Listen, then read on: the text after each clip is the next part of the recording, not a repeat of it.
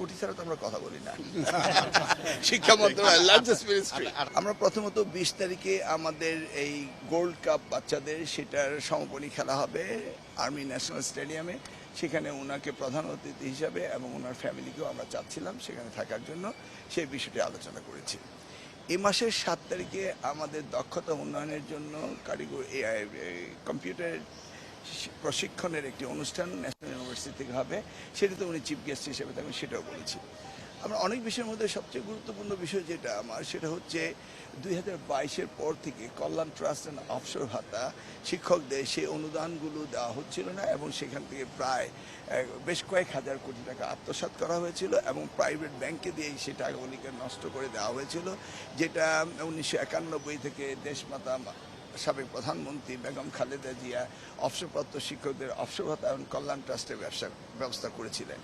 সেই জন্য আমরা ওনাকে বলেছি যে আমরা একটা থোক বরাদ্দ পেয়েছি এবং আমাদের কাছে যে অর্থ সংকুলন রয়েছে সেটা দিয়ে আমরা এই সমগ্র শিক্ষক যারা রয়েছে তাদেরকে একটা শুরু করব তাদের এই অবসর ভাতা এবং এই কল্যাণ ট্রাস্টের, সেটার ব্যাপারে ওনার সাথে আলোচনা করেছে এবং উনি নির্দেশনা দিয়েছেন যে অতি শীঘ্রই তাদের টাকার ব্যবস্থা করতে হবে, কারণ শিক্ষকরা অবহেলিত থাকবে, এটা হতে পারে না। টিচার্স ট্রেনিং সম্বন্ধেও তিনি জানতে চেয়েছেন, কারিগরি শিক্ষা ডেভেলপমেন্ট সম্পর্কে জানতে চেয়েছেন, আমাদের বই ছাপানোর ব্যাপারে জানতে চেয়েছেন, বিবিধ অনেক বিষয় রয়েছে। তবে আমরা এই 2-1 দিনের মধ্যে একটি প্রেস কনফারেন্স করবো আপনাদের সাথে, ইন ডিটেলস আমরা বলবো। যে অবসর ভাতা এই বিষয়টি আপনারা কবে নাগাদ কার্যকর সেটা আমরা শুরু করেছি কাজ, আমরা যে কোনো সময় মাসখানিক সময় লাগবে, তারপর আমরা একটা আনুষ্ঠানিকতার মধ্যে দিয়ে তাদের আবার পুনরায় 2022 থেকে যে পাইনি তাদেরকে আমরা আংশিক দিয়ে হলেও শুরু করব। কত টাকা প্রয়োজন হয়, কত পেলেন আপনার থোক বরাদ্দ 2000 পেয়েছি, সেটা বন্ড আকারে। কোটি ছাড়া তো আমরা কথা বলি না। শিক্ষা মন্ত্রণালয় লার্জেস্ট মিনিস্ট্রি।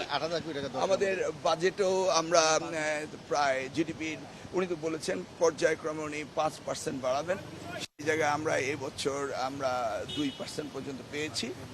আমরা চেয়েছিলাম 3.5, তিনি বলেছেন আস্তে আস্তে আপনার প্রজেক্ট তৈরি করেন এবং সেই জায়গায় তিনি সবচেয়ে বেশি অগ্রণী ভূমিকা দিচ্ছেন শিক্ষক টিচার্স ট্রেনিং এবং শিক্ষার মান উন্নয়ন কীভাবে হবে এবং কারিগরি শিক্ষাকে কিভাবে আমরা দক্ষ মানব শক্তি তৈরি করব, সেই ব্যাপারে উনি ইন্ডিভিজুয়াল প্রজেক্টগুলো জানতে চেয়েছেন, কী কী জায়গায় আমরা এই টাকাগুলো ইনভেস্ট করব, সেটা ইন ডিটেলস তিনি খোঁজ খবর নিয়েছেন।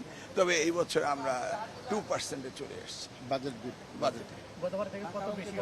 গতবার তো 1.69 ছিল, তারপর শুভঙ্করের ফাঁকি ছিল, রূপপুর পারমাণবিক কেন্দ্র, আইসিটি সব মিলিয়ে করেছিল।